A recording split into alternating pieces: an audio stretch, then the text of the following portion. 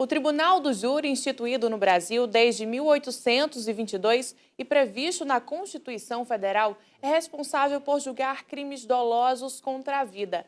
Neste tipo de tribunal, cabe a um colegiado de populares, ou seja, os jurados, declarar se o crime em questão aconteceu e se o réu é culpado ou inocente. Desta forma, o magistrado decide conforme a vontade popular, lê a sentença e fixa a pena em caso de condenação. Hoje, nós vamos entender como funciona o Tribunal do Júri e ainda vamos falar sobre o júri simulado, momento em que os alunos do curso de Direito podem exercitar a prática jurídica. O tema jurídico está no ar.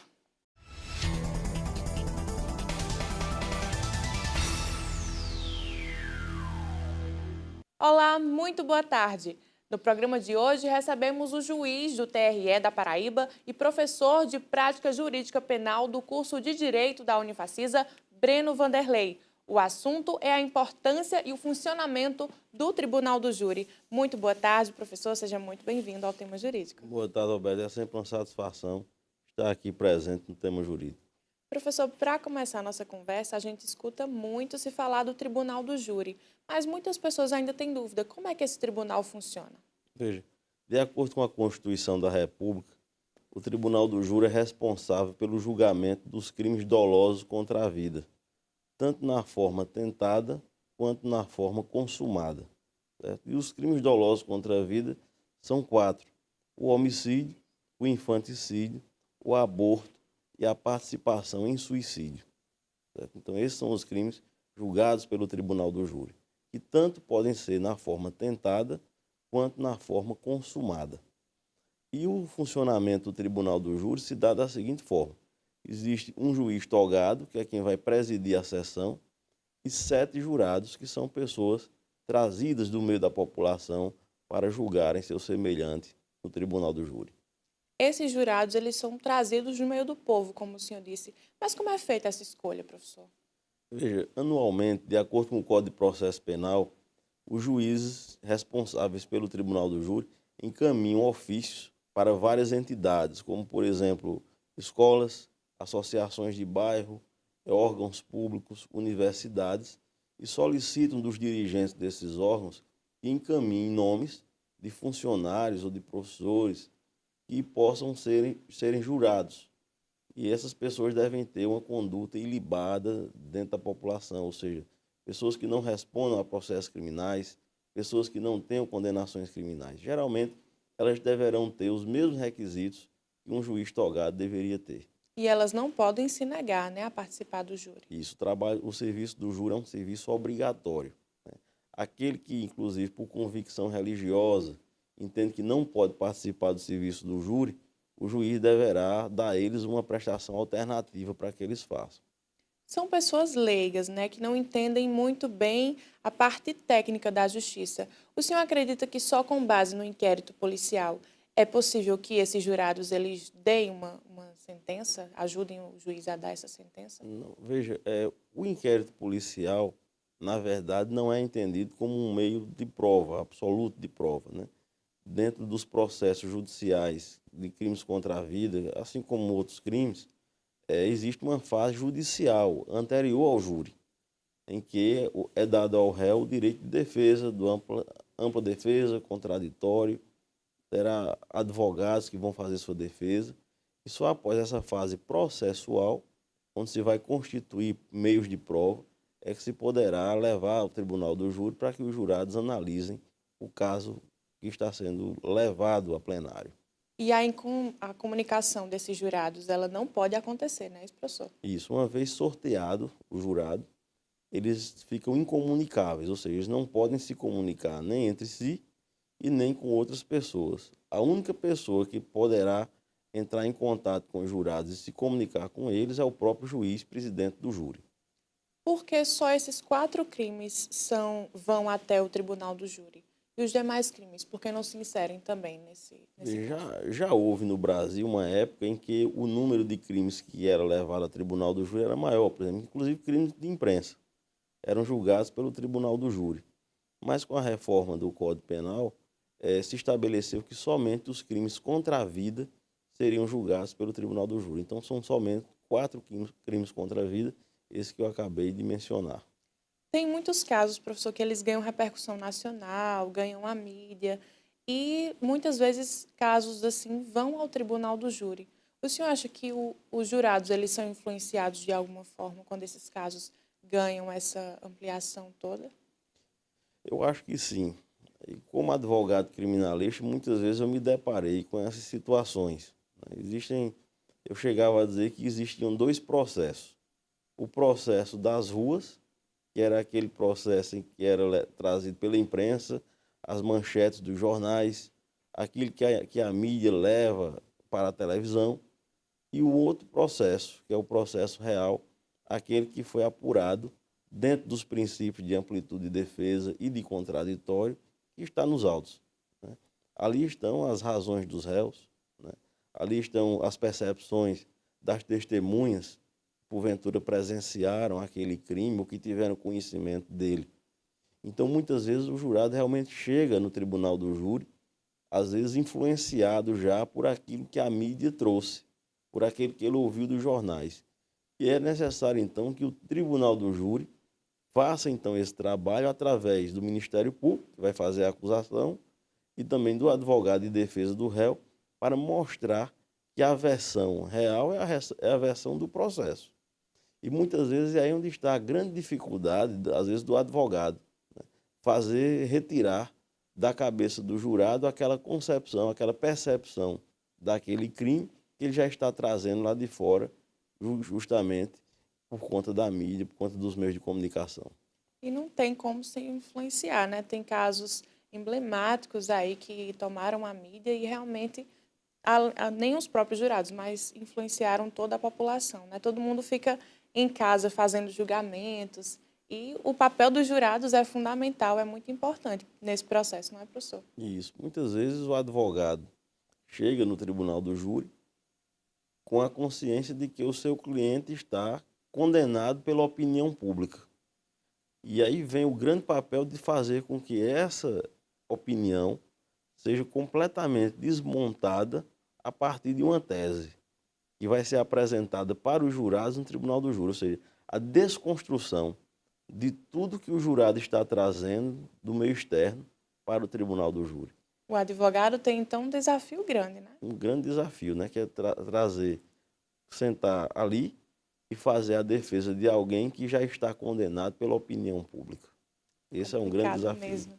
Professor, quais são os casos onde acontece o desaforamento? O que é que significa esse processo? Veja, o desaforamento é uma previsão do Código de Processo Penal quando existe justamente uma tendência dentro da sociedade para a condenação daquele réu, ou então para a absolvição também. Ou seja, quando as pessoas daquela comunidade já estão influenciadas para absolver ou para condenar, ou mesmo quando não há segurança suficiente para o réu, para que haja o julgamento. Então, nesses casos, a legislação permite que haja o desaforamento para a comarca mais próxima, ou para aquela que o judiciário entender que daria mais segurança ao julgamento. Depois que o réu ele for julgado, receber a sentença, é possível entrar com algum recurso? É possível mudar essa sentença do juiz ou não, professor? Veja, contra as decisões do Tribunal do Júri, cabe o recurso de apelação para o Tribunal de Justiça. No recurso de apelação, será possível ainda que o réu alegue em sua defesa que o júri julgou sem base na prova dos autos, muitas vezes, né? E o Tribunal de Justiça poderá reanalisar os fatos e anular o julgamento, devolvendo a competência do Tribunal do Júri, mandando o réu a um novo júri. Isso acontece, às vezes, quando o réu é condenado, e às vezes acontece quando o réu é absolvido. Se é absolvido, a apelação será do Ministério Público, pedindo ao Tribunal de Justiça que analise os motivos da apelação, anule o julgamento e manda o réu a novo júri. E quando da defesa também acontece para que analise, modifique o julgamento, ou seja, anule o julgamento, porque o Tribunal do Júri não pode modificar, o Tribunal de Justiça não pode modificar as decisões do Tribunal do Júri, então anulem para que ele seja submetido a um novo julgamento com outros jurados em outra oportunidade. Professor, esses julgamentos, eles muitas vezes duram dias, semanas, não é isso? Isso, dependendo da complexidade, dependendo da quantidade de réus que estão sendo julgados, às vezes pode levar uma semana ou mais, como a gente tem visto pela imprensa, né? Mas a maioria dos julgamentos, um julgamento que não tenha tanta complexidade, dura em torno de 6 a 8 horas. Essa é a média. Essa é a média de um julgamento no júri. A gente vai fazer um rápido intervalo, professor. E no próximo bloco, o nosso assunto é júri simulado. Eu aguardo vocês daqui a pouco. Voltamos com mais tema jurídico, que hoje recebe o professor do curso de Direito da Unifacisa, Breno Vanderlei, e juiz do TRE Paraíba. O júri simulado é uma ótima estratégia de ensino para preparar os futuros profissionais do mundo jurídico para lidar com a prática. Os estudantes reproduzem fielmente casos que já passaram por um tribunal. Na Unifacisa, a atividade já foi incluída no calendário acadêmico e tem auxiliado os alunos a desenvolver principalmente o senso crítico e o discurso. Professor, como é que acontecem os preparativos para esse júri simulado? Veja, Roberto, o Tribunal do Júri que nós fazemos na Unifacisa é um laboratório para os nossos alunos.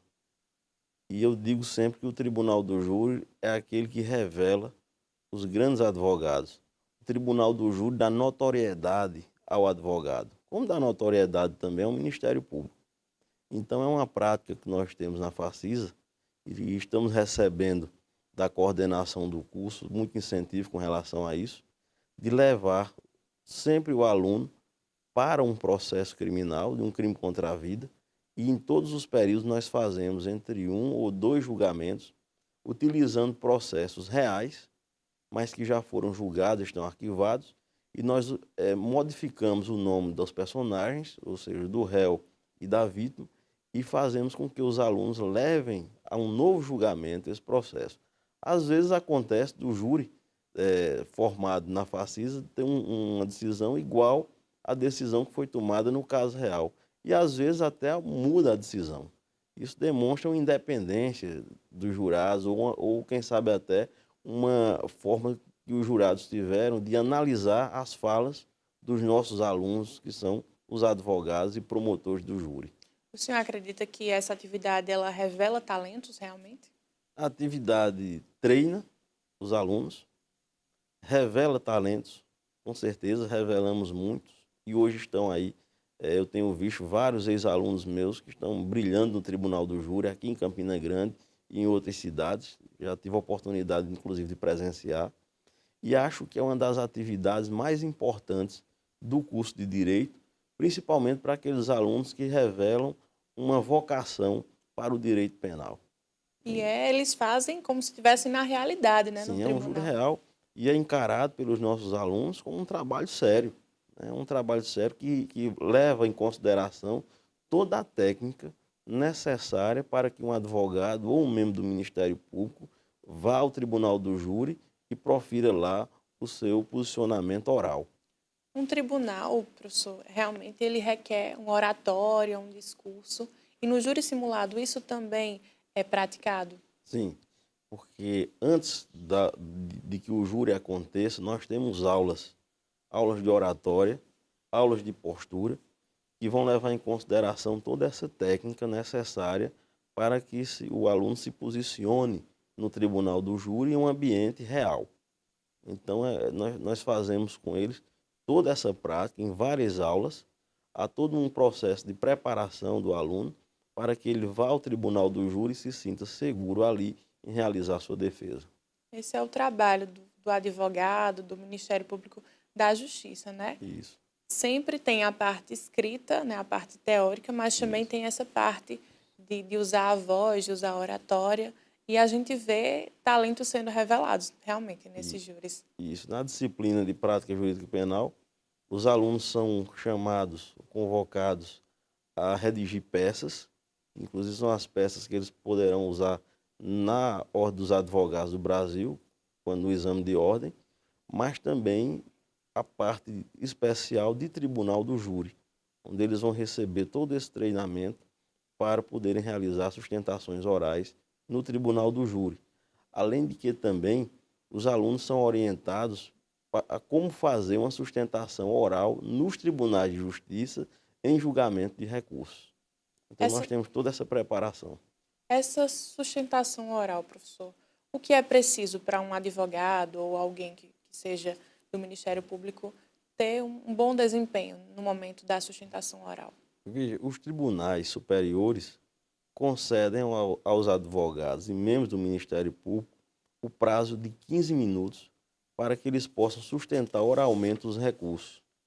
Então, os alunos são orientados a realizar essa sustentação com poder de síntese, com objetividade, para que os desembargadores, ministros, membros dos tribunais em que eles estejam realizando essa sustentação oral possam ter uma ideia geral daquilo que eles estão apresentando e chamar a atenção de pontos estratégicos para que possam realizar uma boa defesa e chamar a atenção do tribunal e se conseguir um resultado pretendido.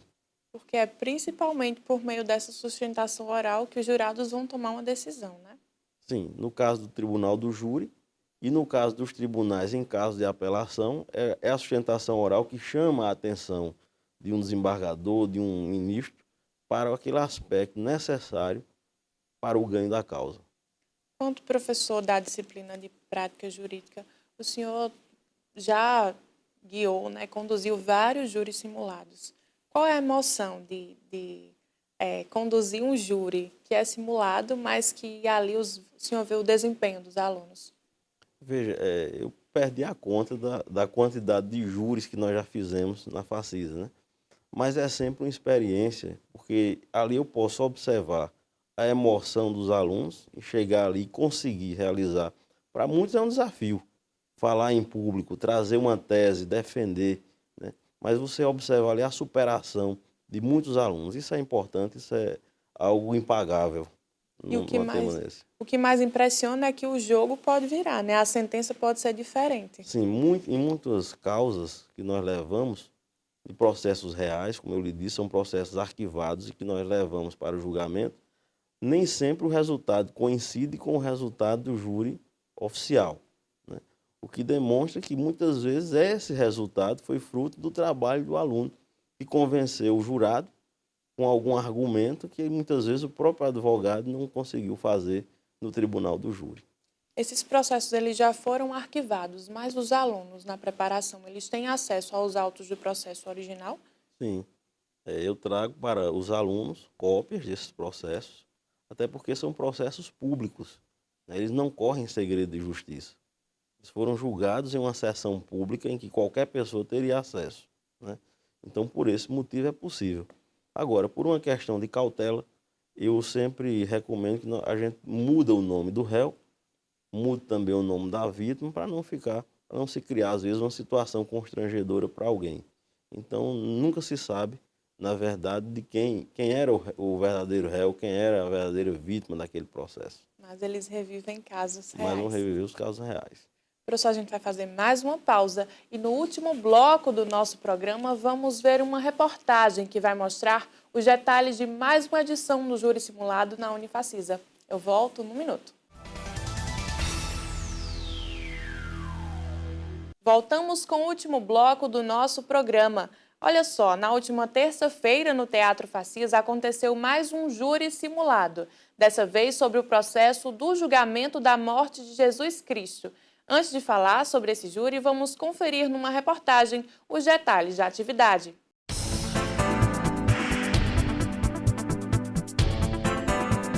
Alunos do curso de Direito da Unifacisa saíram de sala de aula para participar de uma atividade diferente.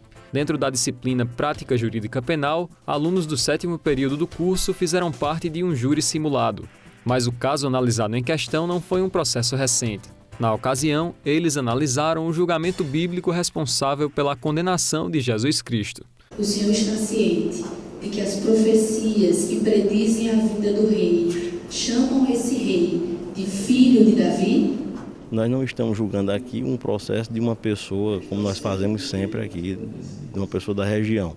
Nós estamos julgando aqui o processo de crucificação de Jesus Cristo, né, que foi um dos processos o processo que julgou a pessoa, digamos, mais importante da humanidade, que inclusive dividiu a história da humanidade. Então, o que nós estamos fazendo aqui?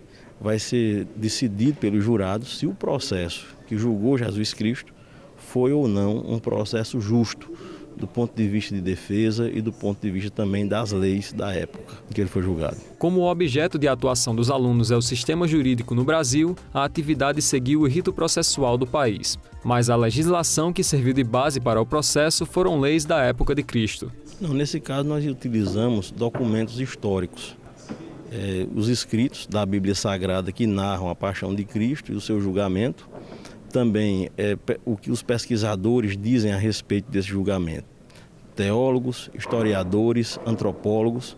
Então, os nossos alunos estudaram todos esses temas através desses historiadores, montaram suas teses, uns defendendo a tese de que o processo que julgou Cristo foi um processo justo para a época, enquanto os outros dizendo ou demonstrando que não foi um processo justo. A atividade contou com um tribunal do júri com defesa e acusação. Para defender o réu, participaram alunos que representaram advogados de defesa. Para a gente que participa da defesa, na parte da defesa, foi um desafio, porque o processo gira em torno da condenação de Jesus Cristo. E se trata de uma figura ocidental muito cara à maioria das pessoas, pela relevância óbvia, religiosa, pelo aspecto sentimental também. Então, para a gente foi um desafio muito grande. A gente até achou que não fosse conseguir construir uma linha de defesa convincente.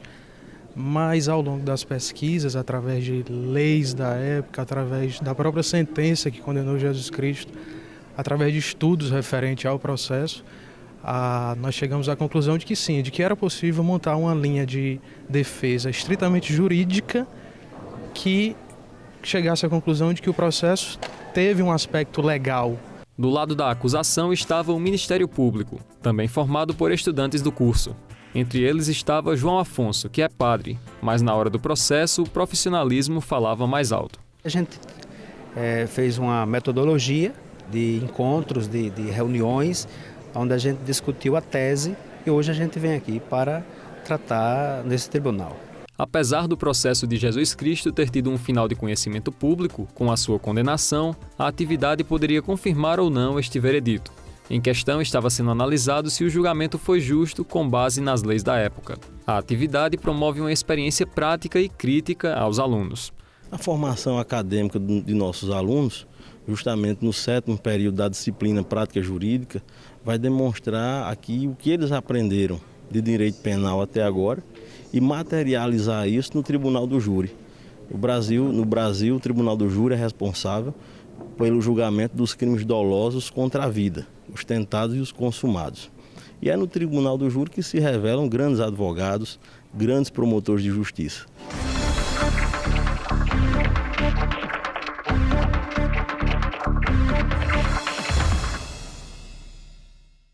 Professor, a gente pôde ver aí nos bastidores, na reportagem, os alunos ansiosos e a desenvoltura deles. Mas a grande pergunta é por que foi escolhido o julgamento de Cristo? Como foi feita essa escolha?